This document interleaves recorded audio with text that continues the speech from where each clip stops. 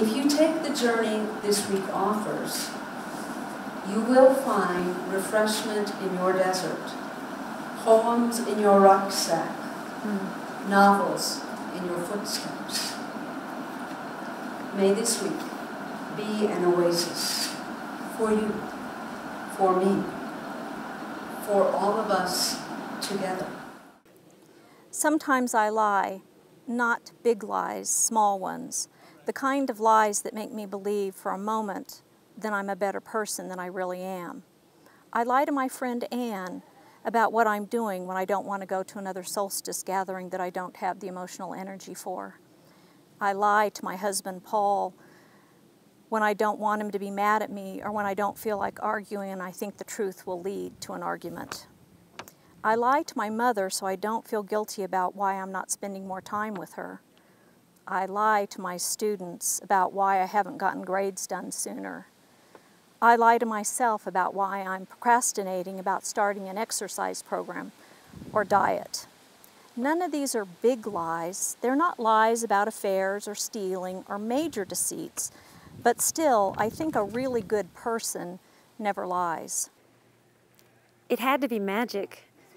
Even a kid like me who'd never seen a miracle or even a magician could tell that. Otherwise, how could I explain what happened next? She opened her mouth and a trillion series of notes spilled out, a waterfall of song. I closed my eyes, feeling her body grow hotter, like she was a miniature sun, heating up the air around us, warming my arms and chest with rays of sound. She grew lighter as well, so light it felt like she was about to float out of my hands. Was she floating? I opened my eyes, blinking through the tears I hadn't realized I was crying. "Gail," I whispered, but my voice was lost in a thrumming of wing beats as hundreds upon hundreds of birds swirled and swooped through the sky above us, silent, except for the sound of feathers and wind. I have little memory of my sister's hospitalizations. Her illness became routine.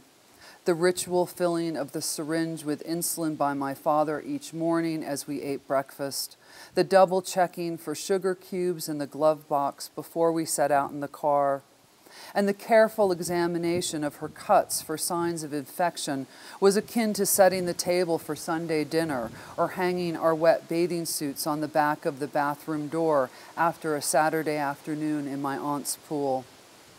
I look at these people and I know what they do not yet know, that Vera, the second daughter, will remember the tenacity of lice, the smell of kerosene, that Barbara, the third daughter, will join a cult in California and disappear for years, that Beatrice, the youngest daughter, who will become my mother, will descend into the darkness of despair, that Ted will not come to Bombay to say goodbye when Beatrice leaves India for the last time, that Mildred will be shackled to a gurney, stunned into silence by the wires attached to her skin, that Mary, the eldest daughter, not here, having been sent home to America, will seek answers in the wildness of geese, the heart's yearning for home.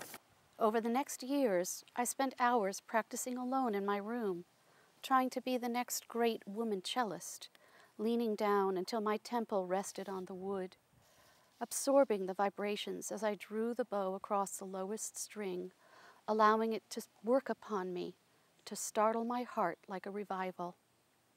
When I tried to explain my passion, she said cryptically, "Sometimes you leave the ground with 2 feet," her small head bobbing from side to side, the tight auburn curls bouncing. She repeated it often, and for a long time, I thought it was a compliment. Mother, when I thought the light had left me, it was you who made me swallow that chain of mirrors to catch the vision of fire rippling across bramble, waves of heat moving like silk where I snapped my bones for kindling. It was you who clawed out from that layered husk of gossamer to put my collarbone back on, showed me I was more than broken, taught me we are more than our mistakes. You made me, unmade me, and from the raveling and unraveling you gave me a tapestry, image of women passing the small stone of memory, hand to hand, bridging generations. You who stand despite their arm-size cords. You who understand life is granted daily. Through you I am born again, again, again, in a gathering of light.